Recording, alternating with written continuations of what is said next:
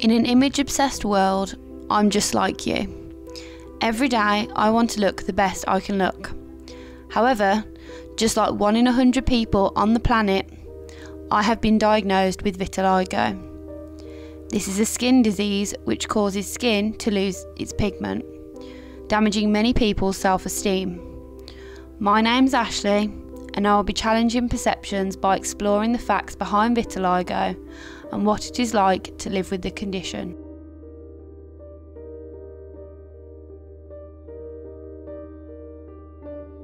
So tonight I'm going on a night out. Normally for everyday life I wouldn't wear makeup because I can cover up with clothes, but after getting a few nasty comments recently on a night out about my spots, I've made the decision to cover them up. So the problems with some types of makeup is that it doesn't completely cover up the problem. It's because it's not specifically for vitiligo. The problem is sometimes you have to try more than one shade and it can come off in the shower, so some people who use certain products would maybe have to apply this every single morning. To try and understand my situation better and learn more about the condition, I've come to meet Dr. Gillian Hesketh, a general practitioner who has the condition herself. So how would you diagnose someone with vitiligo? It's what we call a clinical diagnosis, so it's really on the pattern of the symptoms and signs that we can see. But we'd always sort of take a history and ask about you know, when it first started, what you noticed, whereabouts it is on your body. It has got a typical appearance. If you look at the patches, they often start small and they've got a little bitten out edge to them, and it just slowly sort of spreads. Well, I actually wondered how you would diagnose someone, because for me, my GP couldn't diagnose me. I haven't actually diagnosed many people with vitiligo. It's not something I see very often. I've probably only sent one person to the dermatology clinic in the last sort of 10 years. I just put some pictures that I got down on one of the dermatology sites, just showing what the vitiligo was like before and during treatment. It's mostly with the steroid creams, but this, you know, this lady's got a patch by her ear, so that's before treatment. And then it just gradually shows you, say, this is with tacrolimus, which is one of these immune modulating ointments. So it's not that one's not the steroid, but you can see by 4 months it's actually resolved. Because you have it, has it affected your confidence in any way at all? It's not it isn't a problem to me. Just like if somebody had a birthmark or something, you know, something like that. It's just a variation, really. You know, it's just a sort of variation of normal. I think if I had dark skin, if I was from an Asian or an African background, and I did do when I was a medical student, I did an elective in Sri Lanka, and there were women, you know, there were people there that had it, and you know, it isolated them from their communities, marriage prospects, all this sort of thing. Thank you for letting me come to see you today. It's been really helpful for me to just understand more about what I have and how people deal with it, and that I'm not the only person who goes through this. And it's been helpful to actually meet you, because I don't know anyone else with the condition. So thank you for your time. It's a pleasure. I have travelled to Northampton today to meet Polly, who has changed many people's outlooks on vitiligo and given them hope with the invention of her product, Vitiligo. So when were you diagnosed with vitiligo? I was diagnosed with vitiligo when I was in my mid-20s. When I was first diagnosed, it didn't really affect me straight away, because I didn't really understand what the condition was or how it was going to spread or develop. So I only had a very small patch, and so it didn't really bother me.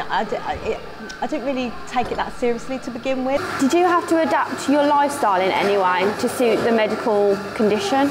Yeah, I mean, you know, when I first got vitiligo, I kind of carried on as normal and just sort of, you know, wore things that, you know, covered the odd patch. But obviously, as the condition sort of spread, the patches spread and the condition got worse, I realised I did have to make some lifestyle changes. I know that you were married. Did it affect your relationship in any way? I felt it did. My ex-husband would probably say otherwise.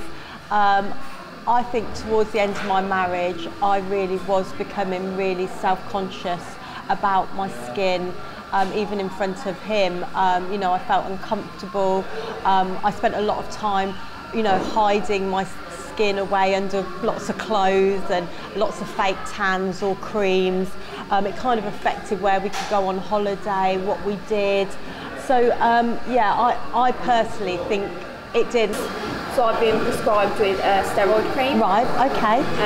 Which I haven't tried yet. Right. Have you tried a steroid cream? I did years ago, and like I said, for me that didn't work, but that doesn't mean you shouldn't try it while your patches are smaller and more contained.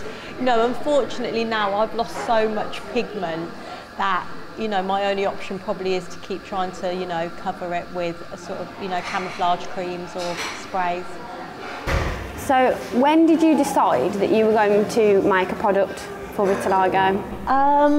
Back in 2012, I think I'd kind of reached my lowest point with the condition, where I was really struggling every day. I think, you know, I just wanted a product that, you know, was quick and easy to use every day, that didn't rub off on your clothes, that was quite water resistant, had an SPF in it, and was affordable. Since I've been on Dragon's Den, the response was just overwhelming. I mean, I was completely unprepared for receiving 2,000 emails in like 48 hours.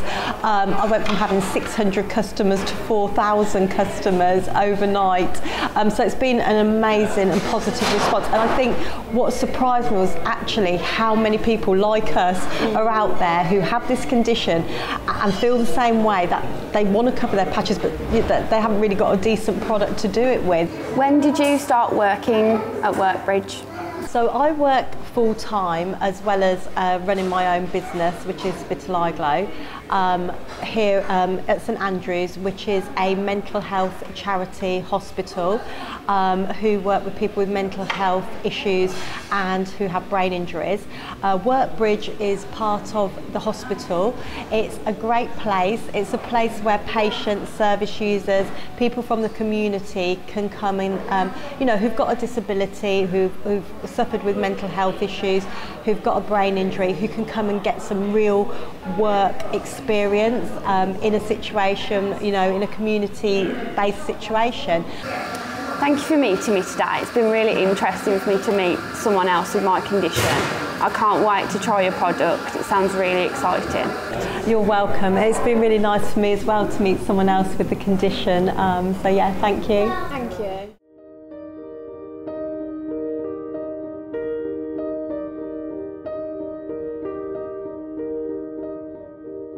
This is the cream that I have been prescribed. It's a part steroid cream. It might thin my skin, but I've been reassured that trying it for 8 weeks will not hurt me. So I'm going to give it a go for that amount of time and see if I have any improvements on the size of my spots. Right, so now I've got the cream on my hand, I'm just gonna lightly just rub it on, because it mainly only is meant to help the newer spots that you have developed.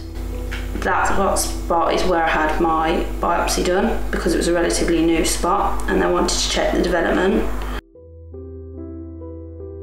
Throughout this journey, it's actually been quite hard it's hard enough not only to admit your problems to people that you care about. So having people filming you admitting your problems is actually quite personal. I really hope that if anything comes out of this, It's that people learn about it and people aren't so judgmental by it, because it can affect someone's life in a very big way. And I hope that it helps people who have my condition realise that they're not alone and they have someone to talk to.